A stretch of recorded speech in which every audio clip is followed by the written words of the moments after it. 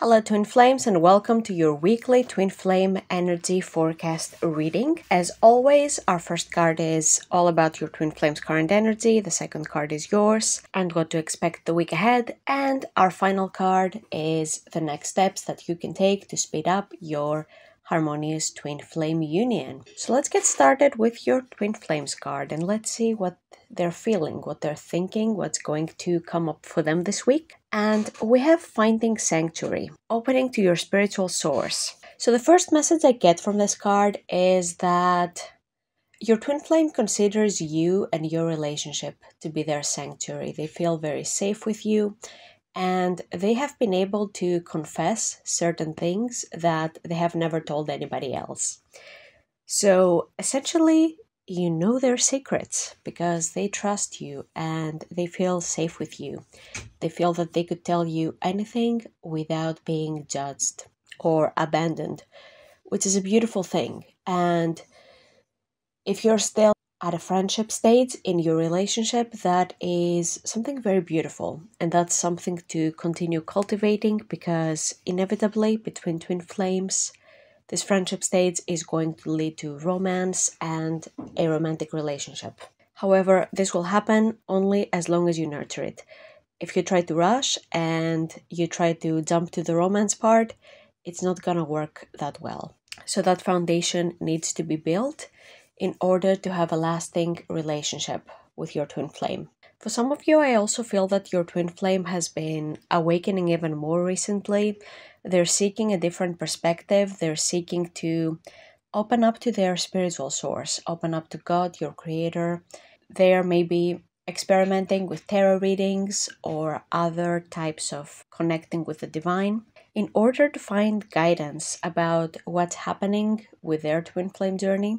In some of your cases, I feel like your twin flame is just discovering about twin flames. They're noticing the signs, the synchronicities, so they really need to see what's going on because this is strange. It never happened before, so they need that extra guidance. And they're going within for that because they really don't know what to do with you. They really like your energy and they don't want to mess this up. Another message I get from this card is that this week your twin flame is a bit non-action because some things are going on in their life that they feel it would be better if they take a step back and turn within in order to avoid making the situation worse or furthering the conflict that is going on. And this is actually a very wise choice because that way they can respond instead of reacting from a place of anger or upset or desperation to get out of the situation.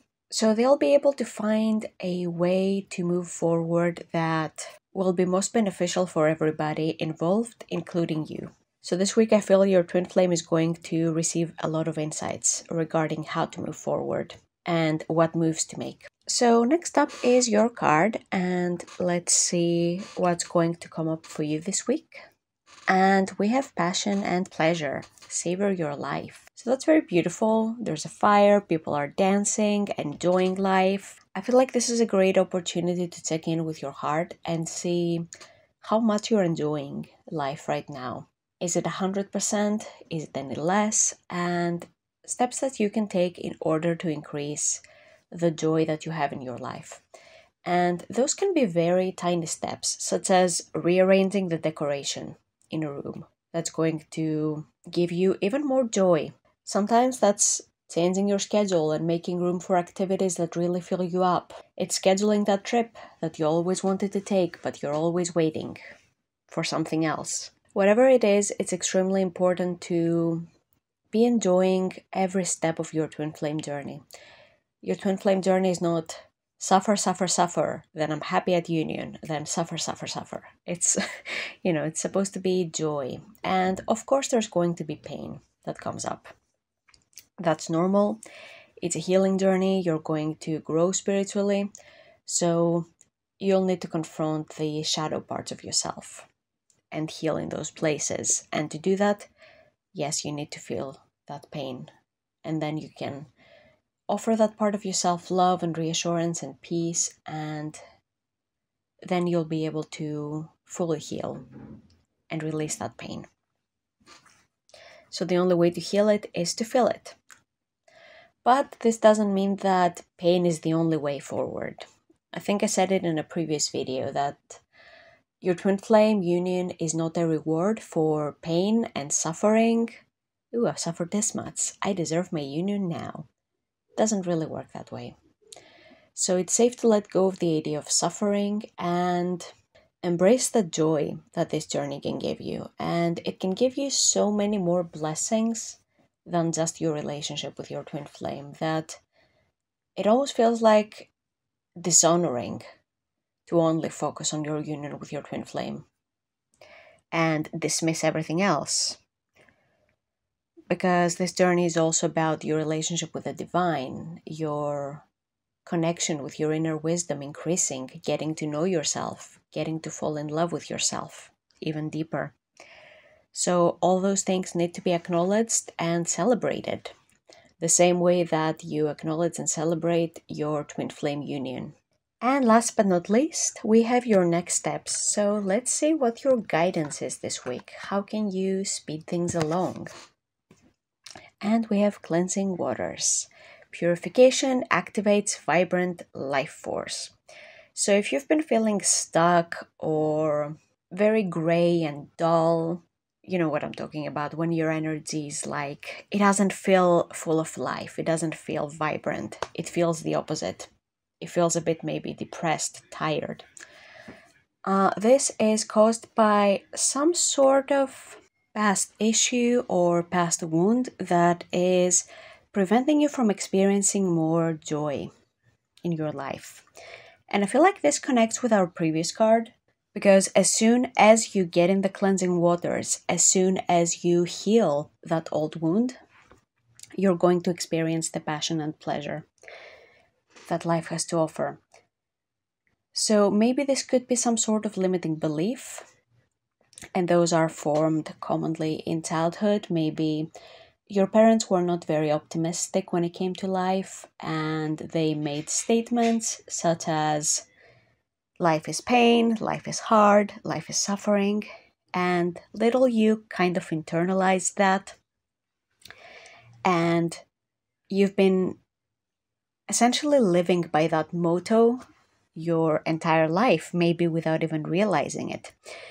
A lot of times we don't think to question our beliefs about life because we feel like this is how it has always been. So if we feel like this is life, this is how it has always been, and I can't do anything to change that, then what's the reason? What's the purpose of questioning that? Why should I try to change it if it's in vain? However, there's no such thing as this is how life is. Sure, there are some universal laws, right? The law of gravity. Can't really do anything about that one. But other things that are not universal laws, you can change those, such as your experience with life, your ability to give and receive love or abundance. Those are all things that can change, and they change first and foremost within. And this is why this card has this beautiful word in it, purification, which means to purify, to clean house, essentially. What are the limiting beliefs that are like trash on my beautiful garden? What are the wounds that are essentially pests eating my flowers and preventing them from growing? That's a highly important step when it comes to your journey of coming into union with your twin flame. Unless you commit to the process of inner purification, then there's really no way forward, because your twin flame journey doesn't unfold based on time. It doesn't matter if it's been a year, 10 years, 20 years since you had this experience with your twin flame. Unless you heal it, it's going to keep repeating over and over until you resolve it. So essentially, it's not a time thing. It's an order thing. You know, step 1, step 2, step 3. So step 1, heal this thing. Step 2, harmonize deeper with your twin flame. Step 3, if there's anything else that is preventing you two from coming together, comes to the surface. Step 4, heal that again as soon as you identify it. Step 5, more harmony. So what I can recommend as an action step for this week is to find a spiritual practice that you enjoy doing, that you find effective, that works well for you, and commit to that. Commit to purifying your consciousness with that practice consistently, maybe even on a daily basis. And that's going to get you results so fast and so well you won't even believe. Being serious about your healing work is so important on this journey, and it can really take things to the next level.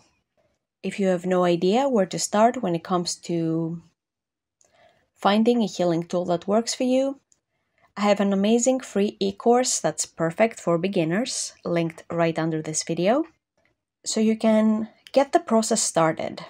And if you have already started a spiritual practice, but you aren't sure how to take things to the next level, if you've been feeling stuck, then of course feel free to contact me. All my information is under this video, and I would love to help you get to the next level of your twin flame journey, because you deserve that.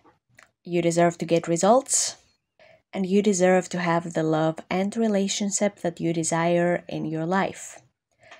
So this is all I had for you for this week, my dear twin flames. Thank you so much for watching this video, and I hope to see you in the next one.